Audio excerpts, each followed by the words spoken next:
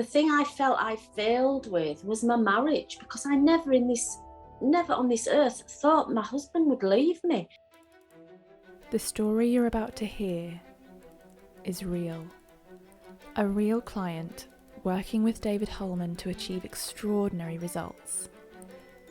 David has worked with high performers such as Olympic athletes and business owners, as well as those looking to develop meaningful relationships. Aside from names and certain characteristics which have been changed to protect clients' confidentiality, all other details are true. This special season is brought to you by the Self-Belief Chief podcast. In this episode, I'm speaking to a client who's recently gone through heartbreak, and it's making her question pretty much everything, including her previous relationships. She also shares something quite personal about what she's missing in her life and helps me understand exactly what she's looking for from me. But a key part of this episode is going to be this. You can't control the events in life, but you can control what they mean. Let's get into the episode. And I think the thing I felt I failed with was my marriage, because I never on this earth thought my husband would leave me. I was that confident of the relationship that we had. So that completely threw me, completely. Mm-hmm. And then for it to happen again, and then to lose my dad, I have nobody now in my life who tells me things are okay or I can do things. I have to do it on my own. Mm-hmm. And that's what I find hard. So it wasn't the past, it's more the present and the future that I have this limitless thing and think to myself, right, well, yes, I want to meet somebody, but if I meet somebody, oh my God, it's just, they're going to leave me. So I won't meet anybody. Because I can look after myself, I can have my yoga, I can do a lovely time. But then I think, well, no, that's really crazy because I'd had a better time with somebody. But then I have this thing, but yeah, it's just going to turn out shit. Hmm. And I haven't got my dad to say to me, no, just jump in and go and have a go. Because he would say that. I'll ask you a question. Having just heard the client say that, what do you think she needs from me? She mentions about her father no longer being there to be that voice to say, yeah, let's just go do it. To give her that certainty and that confidence, that stability. So I know, in a sense, what my role might be here for her going forward, but I also want to address it with her. I think it's important to address it with her and get a sense of if in her mind that is something that she needs. I have been working with her for maybe a month now, so she knows me quite well. It's the first time she's mentioned this aspect though. And so, whilst I bring it up here, I'm really curious. Does she see me playing a similar role as the one her dad played? I've possibly only just understood what the point of me is in your life now. Oh, bless you, haven't replaced my dad. That's all. No. I don't mean it like that. I just mean someone that goes, it's okay, and yeah, let's do it. Yeah. You are. Sorry, I'm getting emotional. No, it's okay. But we all need that sort of thing. Absolutely. To someone else to go, yeah, you're not crazy. It's okay. Yeah, but you never ever judge me. No, I don't need to. But we all need that thing. I've used that phrase with other people before, which is it's okay, and yes, let's do it. It's yeah. But then I go away and think I can do it, and I just do it, and I think, well, you knew you could do it, but you needed that affirmation from somebody else to say, yeah, go for it, go and do it. Absolutely. Yeah. No, we all absolutely need that. And most, that's why when I have conversations with people about working with them, a big part of it is I ask them about the aspect of accountability, because we sometimes when we're going through that sort of dark tunnel where we can't really see anything, we want someone else who does have a torch or has been down that dark tunnel themselves before. And so we want them to be able to go, no, it is this way. Like, you're in a tunnel, like, there must be an ending to this tunnel somewhere, but it's so dark and you keep going for so long, you're just like, well, I can't see anything. If I can't see anything, then why should, and at that point we sort of go, whether should I keep walking or should I walk back the way I came, because at least I know there's a way out back that way. Mm. I'm about to share a story of another client who lost their father, and as painful and as difficult as it was, how they used it as a learning experience to help them continue their growth when it comes to relationships. It goes back to what I said at the beginning, is you can't control the events, but you can control what they mean. It's still painful, it's still uncomfortable, but is there a meaning that we can find that could continue to help us grow? I want to share this story with my client because I don't want to tell her what she needs to do or this or that. Who am I to say? But if I can share a story of what someone else has done, she'll indirectly place herself in the story just to open up some possibilities of what she might be able to do and how she might be able to grow in the future. It was a couple, and I was speaking with this woman, and her father maybe passed away a year previously, and their relationship was a little bit rocky, and she sort of started to get quite agitated with her husband or partner. She sort of intimated that maybe he wasn't totally sure anymore about the relationship, and obviously, this uncertainty, it's sort of really getting to her. And she's saying he sort of says, I don't let him in. And I said, well, look, as awful as it is that your father's not here anymore, maybe this is the opportunity where now, with that male figure and that partner, he can really step in and be your husband now. Mm-hmm. Because before it was, you had a husband, but you'd always go to your father. Mm. And that he wasn't able to be a male figure in your life. I said, I don't know, but I just wonder whether he does in fact feel that way. Mm-hmm. She said, you know what, I'm going to say it to him. And she came back the following week, and she said he sort of was just silent, and eventually he found the words, and he said, I didn't ever think of it like that, but a little bit like that. Yeah, it's like your father's a wonderful man. He absolutely was, and I completely admired him. But I also knew that I couldn't replace your father, and I didn't want to. But at the same time, I wanted to be a male figure in your life. It was an opportunity for him to finally do that. As she's nodding along, I'm going to keep going with the idea of finding new meaning for some of the tough moments in our life. And I'm going to start exploring perhaps some rejection she's had previously. Here's a really crucial bit I want you to be aware of. Rejection is as painful as whatever you think it means. If you think it means you're useless, people are better looking, smarter, cleverer, you're useless, then of course it's going to be incredibly painful.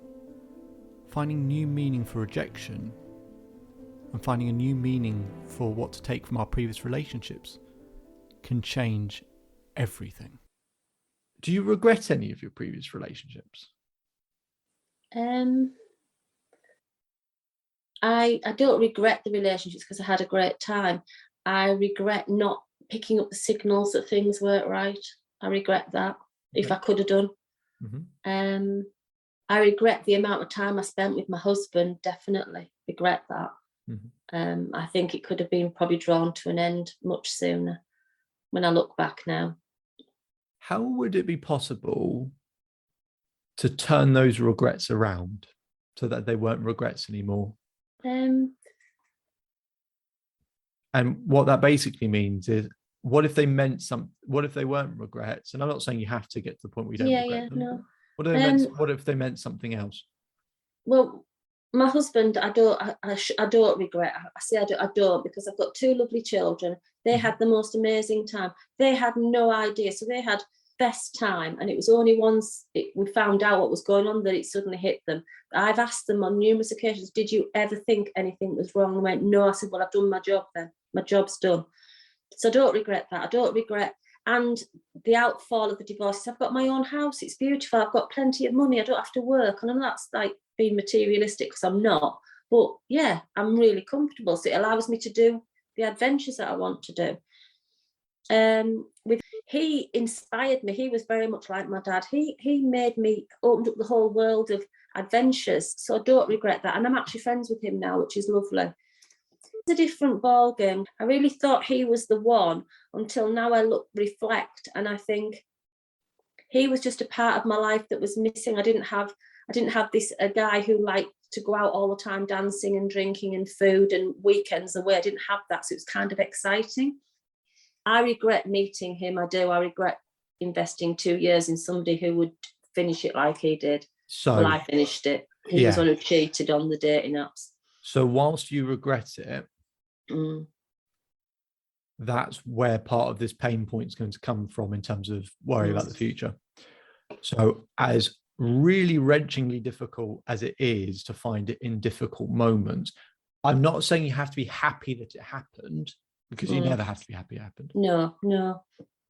But sometimes if life is much easier, again, very idealistic, life is much easier when we believe it's happening for us, not to us.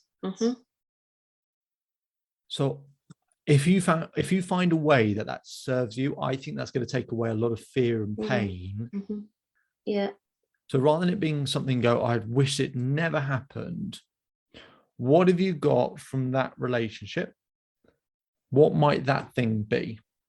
Yeah, it's made me aware of the pitfalls of dating apps, and I look at my friends and I've tried to advise them because of what happened to me.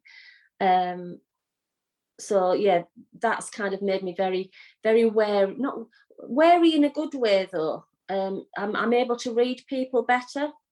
I think if I hadn't had the experience, the couple of guys or the few guys I've been talking to, I probably would have met them, but I didn't, because I wasn't 100% sure. And I thought, no, I'm not investing in these people. I'm not sure about them. So it's kind of taught me to be a bit more careful, I think. Ask better questions, not interrogate people, and actually go with my gut and think, no, it's not right, this. So yeah, no, I don't regret meeting any of them. I don't regret any of the things I had, because I had great times. What do you think are the benefits of changing that meaning and that being reinforced day after day after day after day, instead of saying we have regrets, wish this never happened, that actually there was purpose, there was reason, there was meaning, there was growth, there was learning, that actually for the opportunity and the time that really matters, we'll have developed all of these tools and resources that can help us really maximize not only our potential, but take advantage of all the opportunities, the best ones, when they present themselves. If that's reinforced day after day, that new meaning, imagine what that does to the quality of your life going forward. It's completely different. Now, the final bit we're going to do in this conversation with this client is I want to get an understanding of what has to happen for them to feel like they've really started to overcome this heartbreak. Because if we don't know the answer to that question, then how will we ever heal? So let's find out and see what would be the finish line for her. I want you to imagine that imminently your life is finally about to come together. That thing that we're always running after, whatever it is, imagine you finally got that sense of relief, that feeling of that kind of almost ever so slight tightness that we have each day trying to run after things is gone. And as I said, everything starts to come together. You take a big breath and you exhale, and you feel like I finally did it.